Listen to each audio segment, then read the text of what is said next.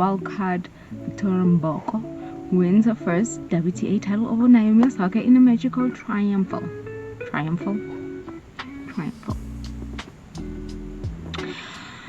Alright, the 18-year-old rallied a 2-6, 6-4, 6-1 defeat to the 4-time major winner. It was a very disappointing match. I have a lot to say, so let's get into it. This is the moment where she won. The match was pretty disappointing in my personal opinion. Neither player played their best, but I won't say that was her worst or her best to Mboko, because I don't know her style of play. I think this is her third match I've watched her play, so I can't really say how she is as a player. Okay, she follows Andreeva's footsteps this year, because Andreeva won Dubai Indian Wells double earlier this year. Both 1,000 events, and Andreeva is 17, but I think she's 18 now, and she's 18 the program. Okay, in routes to winning, she beat Kenin, Coco, Elena, and Osaka. Anyway, yeah, she be champion, girl. She be champion. Yeah, so there's a lot of, I can say a lot about this match. It really truly irritated me. I didn't watch the first set, but I think Osaka cruised to a 2-6 snap, and then after that set I think she lost a lot of confidence. I don't know what happened, but I think the crowd played a lot of her downward spiral. She was very unmotivated. She made the match so unwatchable. It just pissed me off. It just pissed me off. Both players were double faulting. I think Osaka lost a game in the second set by a double fault, and then Osaka broke back with Victoria also hitting double faults. So she hit a lot of double faults. Okay. Yeah, she hit a lot of double faults. Yeah, she was talking about going to the doctor for something before the match, but yeah, anyway. 22 unforced errors. So yeah, what else? These are basically telling us the summary in words, what the match has done. Yabo tossed a lifeline with 3 double faults in hand, back to back even, and then yeah, so I feel like I'm a little teeter tottering today. I felt like I could have played better, but I'm not really sure which aspect reflected. I think definitely my serve, but it's going to be interesting to see what my next match is and how I'm going to play. Her serve was abandoned her. She only hit 1 ace in the entire match. Yeah, so it was just a terrible match from her side. She just made the match very unwatchable. Yeah, and then after her speech, after then Naomi slammed for what she did immediately after losing.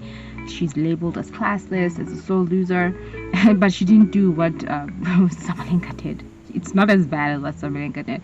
She did the opposite of what Sabalenka did. She didn't speak at all, basically, compared to what Sabalenka did. But yeah, she in a way didn't congratulate, actually not in a way, she didn't congratulate her opponent after winning. Post the match, she went to the bathroom for like 5 minutes. I thought she was going to calm herself down, but she basically did the opposite. And then she came back. Where's the speech? Yeah, these are the people would say absolutely did not congratulate Mboko for being disappointing to lose. But yeah, these are the comments that she's being criticized. Everyone else, did Naomi seriously not congratulate her? I get being disappointed to lose, but yikes, that was disappointing from a champion like Osaka. I understand she's very upset, but not even to acknowledge Mboko in her speech, that's poor form. Yeah, so she didn't acknowledge her by any means of imagination. She thanked the bouquet, she thanked the organizers, she thanked everyone, she thanked her team, and she said, I hope you had a good time, thanks, bye. You need to leave! That's it. She didn't say congratulations to the girl, nothing. One friend said if Sabalenka didn't thank her opponent, she would have been cooked. Sabalenka said much worse. Let's not compare. But yeah, these are the people. These are the opinions of what happened. Well, Osaka's attitude was pathetic. She showed no stomach for a fight. Absolutely facts. Absolutely facts. The way she carried herself throughout that match was just really disappointing.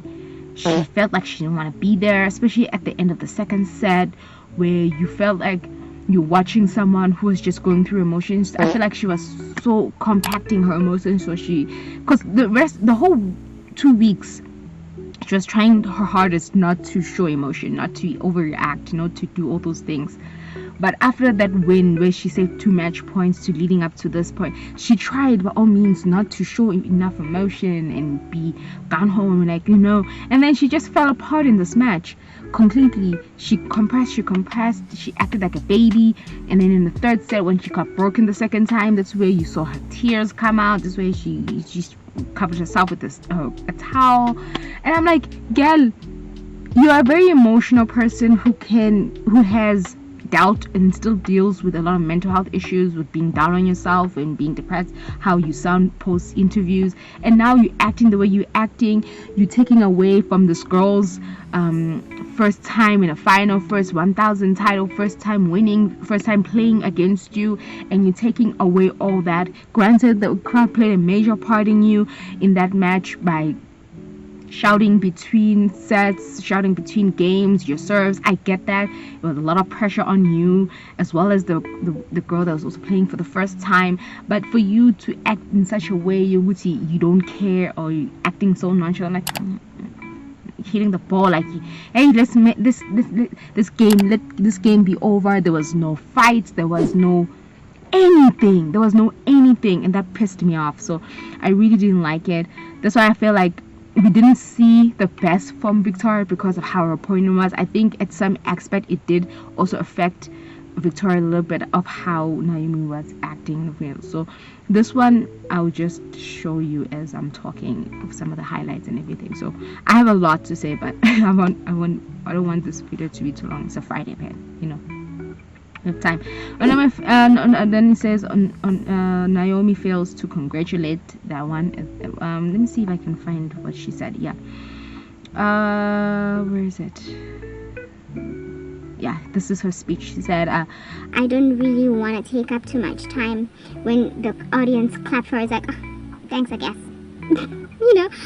Too much time. I just want to thank everyone, to my team. Thank you to the ball kids, the organizers, and the volunteers. I hope you guys had a good night. You need to leave! Okay, lunch. That's it.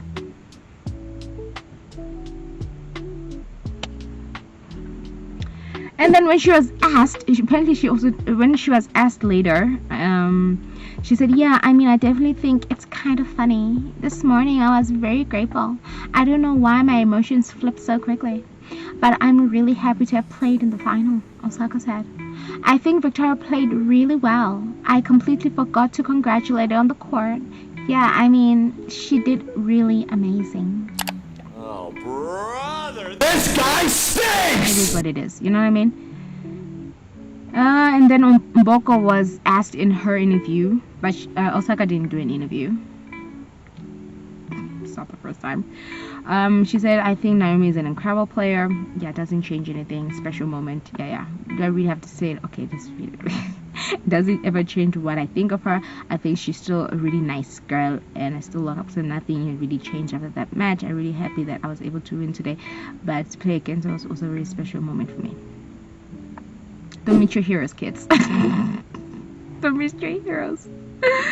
Yeah, so yeah, that sums up this article, because Naomi didn't go to a press conference after losing that match. So yeah, so that sums up. But it is what it is, but I really didn't like it. And then we go to Ben. Ben wins his first 1000 event title, comes back from a set down to winning it in 3 sets. Congratulations, kids. Yeah, it was too late. 2 o'clock in the morning, my time, hour. Yeah, he won it in 6-7, 6-4, 7-6. He's the youngest to win since Andy Roddick in 2004. He beat Fritz. That's the only top 10 player he beat leading up to this title. And I'm not by any means belittling his accomplishments. No means. He said it hasn't really sunk in yet. It hasn't really sunk in yet. I'm sure it will in the next couple of days. Yeah, you have Cincinnati. There's no time for it sinking in a couple of days. There's Cincinnati that also started this very same day. Imagine. I'm coming to that. I'm just happy with my performance today and my level. Yeah, cool. Yeah, he did really work hard, and yeah, congrats to Bennifer. To Ben. There's no time for you to be celebrating because you have another tournament. Like, it started the same day you were playing your final. Imagine. Okay, then we go to Skizalina. Skizalina lost to NAOMI during that tournament, and she received death threats from gamblers. It's not the first time a player also received this. I think also KT earlier this year also received death threats because of gamblers who betted that she will win and ended up not winning. So yeah, she's disgusted by all the batters, that way they treated her shameful, and that their mothers would be disgusted if they saw the way they abused her online. Yeah, like they care. They're anonymous. Like they care. So it's a very tennis player's voice against unhealthy betting and gambling situation. So yeah, apparently Carolina Garcia in 2024 also went through this. Gail also went through this. So yeah, but the one I know is Katie earlier this year also went through it. So they need to do better. Honestly. Okay, what was this? I don't have internet. What was it?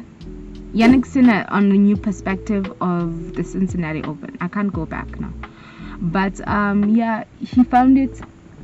The gist of it, I can't go back. The gist of it is that the tournaments, both 1,000 tournaments that happened last week and this week, they're both 2 weeks, and Cincinnati started the very same day as the Toronto one ended with the finales. Like I said with Ben, when I mentioned the Ben story. Both tournaments went from 1 week to 2 weeks, but I know the Toronto one went from 1 week to 2 weeks this year. He said he preferred the 1 week come back. But I understand that fans really do enjoy watching tennis. But yeah, he prefers the 1 week. But it is what it is. You know how Yannick is when it comes to all this. But yeah, now we go to the US Open. Has a record of 5 million total of compensation up to 20%. People are talking nothing, so bear with me. Bear with. Players will compete for $85 million in 2025 US Open prize across singles, doubles, qualifying, and wheelchairs. So all those events combined to 85. My man. Oops. 85. Yes. So yeah, that's pretty good. They love that, don't they? The tournament will start on Sunday for the first time, August 24th, and those brackets expanded from 14 to 15 days. Oh, the brackets expanded from 14 days to 15. So it starts on Sunday for the first time. Yeah. Djokovic will be there, I'm assuming, because he's not playing this week. So I'm assuming his first tournament since Roland Garros, since Wimbledon, will be the US Open. But yeah, so yeah, it's a 10% increase in New York. Yeah, all this. I need to stop saying yeah, but yeah, this is what it is. Good for you, kids. Go get your coin. And then go to the Cincinnati today, 8th of August. These are all the matches they'll be playing today. They're still playing round 1. Like I said, the tournament started on Friday. So yeah, these are the players. These are the matches they'll be playing today. I'm actually looking forward to this one, mostly Collins versus Townsend. This is the one that I'm looking forward to. Out of all these matches, that's the one that I'm looking forward to watching. And then yeah, I think Coco's also playing doubles again this tournament. She needs to chill. But yeah, these are all the matches from today, men and female, or men and women. Oh yeah, so those are the tennis news. that's tennis news. This video is mostly tennis. Yeah, cricket. India actually won by, I mean, I think by 3-1, if I'm not mistaken. Ne? Yeah, something like that. The test. I really thought England, when I was filming, I thought England was going to win that. Nope. Funny, isn't it? And then we go to the leagues. We go to football. I just wanted to say that real quick. And then we go to the leagues, the seasons that are starting this month. Champions League, Europa League, Conference. But the top leagues will be the English Premier League starting on the 15th, which is next month. Germany, a Bundesliga 22nd, Serie A 23rd, La Liga 15th, and France Ligue 1 15th. So yeah, those are the top leagues, and then the other leagues of the other people. And then the South African League starts on Sunday, this coming Sunday. And then Bafana will be playing today at 4. Anyone who's interested in our national team. And then transfer news as from today. These are all the transfer news so far, apparently. I think the window closes 1 September. Right? Yeah, we'll close Monday, 1 September and 19 for EPL and the Scottish clubs. So clock is ticking for everyone who wants to have a player. So these are all so far on loan. These are everybody so far. Anyway, that's that. Okay, and then we go to the Ballon d'Or also released their nominees. I'll just put them up on the screen as you can see. Okay, and that's all football news that I wanted to share. But this video was mostly about tennis anyway. But yeah, thanks so much for, and Dorcas Nai will be fighting this month as well if you watch UFC. But yeah, that's all. That's the video today, as you can see. I have no internet, but yeah, that's all. And thanks so much for watching. But do better, Naomi. Do better, and see you next time.